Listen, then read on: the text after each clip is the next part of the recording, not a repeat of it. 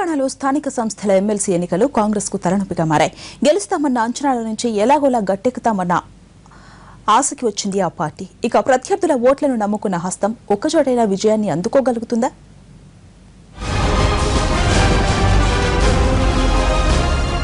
MLC ఎన్నికల్లో 12కి 12 సీట్లలోనూ పోటీ చేస్తామన్న కాంగ్రెస్ 8 సీట్లకి, అక్కడి నుంచి 3 సీట్లకి పరిమితమైంది.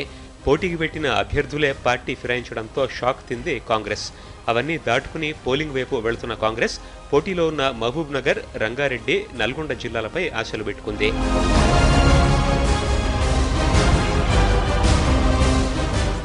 మహబూబ్ నగర్ జిల్లాలో 2 స్థానాలకు గాను ఒక అభ్యర్థిని పోటీలోకి దింపింది కాంగ్రెస్. జిల్లాలోని మొత్తం 1260 ఓట్లలో కాంగ్రెస్కి 470 ఉన్నాయి.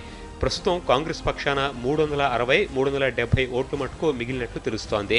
ఈ జిల్లాలో టీడీపీ, బీజేపీల నుంచి మద్దతుంటుందని ఆశిస్తోన్న కాంగ్రెస్ గెలుపు సులువు అనుకుంటోంది. టీఆర్ఎస్ అభ్యర్థిపై ఉన్న వ్యతిరేకత కారణంగా ఆ పార్టీ ఓట్లలో కొన్ని తమకి పడతాయని లెక్కలేసుకుంటోంది.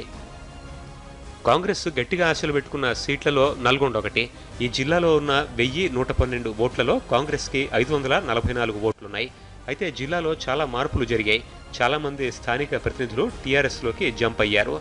ఓట్ల లెక్కలు తారుమారయ్యాయి. దీంతో 544 ఓట్లు కాస్త 320కి పడిపోయాయనేది ఒక అంచనా. రంగారెడ్డి జిల్లాలోనూ ఓట్ల పరంగా కాంగ్రెస్దే ఆధిక్యం. సీనియర్లెవరూ ముందుకు రాకపోవడంతో మాజీ మంత్రి ఏ చంద్రశేఖర్ని రంగంలోకి దింపింది కాంగ్రెస్. మొదట్లో ఉత్సాహంగానే బరిలోకి దిగిన చంద్రశేఖర్కి వాస్తవ పరిస్థితి ఏంటో బోధపడింది.